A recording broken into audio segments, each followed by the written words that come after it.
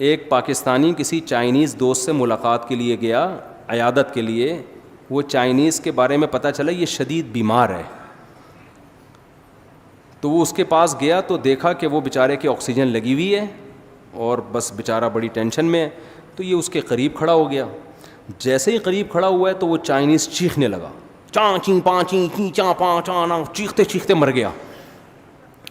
اس نے کہا یار میرا دوست مرتے مرتے کوئی عظیم بات کر کے گیا ہے, ظاہر ہے مرتے ہوئے چیخ چلا کے کچھ وصیت کر کے گیا ہے کہ میرے بچوں کا خیال کرنا, یا کتے کا گوشت آدھا رہ گیا آدھا فریج میں پڑا ہوا ہے کھا لینا, کچھ بھی اہم بات کر کے گیا ہوگا, مرتے ہوئے اتنا چیخ چلا کے گیا.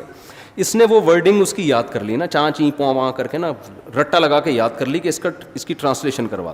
چائنا گیا, بھائی یہ چاں چیں پواں کا مطلب کیا ہے؟ تو اس کا مطلب جو سامنے آیا وہ یہ تھا, الو کے پٹھے آکسیجن کے پائپ سے پاؤں ہٹا. سمجھ رہے ہو؟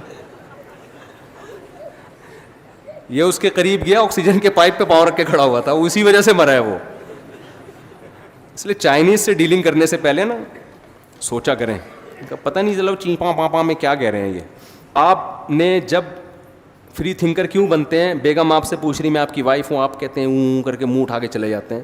وجہ کیا ہے کہ جب بعض دفعہ جب ہم کسی سوال کا جواب دیتے ہیں نا تو اس سے ہماری جان چھوٹنے کے بجائے پھنس جاتی ہے, اس لیے ہم اگنور کر دیتے ہیں. ابے چھوڑو یار, یہ بیگم کیا ہوتا ہے؟ انگریز تو یہی ہے نا, بیگم کیا ہوتا ہے, میاں کیا ہوتا ہے. لیکن آپ نے اگر بیگم کو سوال کا جواب دے دیا جان چھڑانے کے لیے کہ ہاں مان لیا کہ تم میری بیوی ہو, جیسے خواتین لڑائی کر رہی ہوتی ہیں نا, کیا میں تمہاری بیوی نہیں, بول دیا مان لیا, بس اب تو جان چھوڑ دو نا, میں تم میری بیوی ہو, مان لیا نا, اب تو جان چھوڑ دو. جان چھوڑ جاتی ہے؟ نہیں. کہ کہ جب آپ نے مان لیا تو یہ انڈے 1 درجن 400 روپے کلو ٹماٹر چل رہا ہے, 10 کلو ٹماٹر لے آئیے ہے بھائی. اور یہ بجلی کا بل آیا ہوا ہے اتنے دنوں سے, اور یہ منع کی فیس بھی نہیں گئی ہے, اسکول والے بھی دھمکیاں دے کے جا رہے ہیں. تو آپ کیا کہو گے یار, نہ مانتا تو یہی کہو گے نا.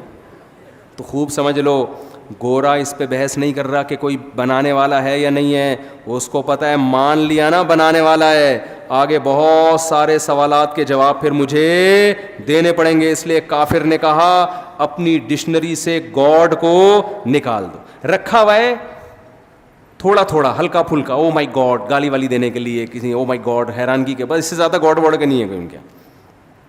تھوڑا شادی بیاہ میں کبھی کبھار ان کے اتفاق سے شادی بھی ہو جاتی ہے, بہت ہی کم کیسز ہیں ان کے یہاں شادی وادی. ہمارے یہاں تو 7 8 نکاح ایک دن مسجد میں ہو رہے ہوتے ہیں.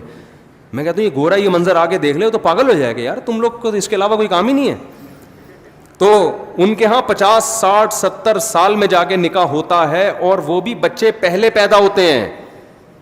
اس کے بعد انڈرسٹینڈنگ کہ بھائی دیکھیں اگر اب سمجھ میں آ رہا ہے ایک دوسرے کے ساتھ نباہ ہو سکتا ہے تو چلو کیا کر لو, شادی کر. بچے تمبو لگا رہے ہوتے ہیں اپنے ابا اماں کی شادی میں, حقیقت ہے.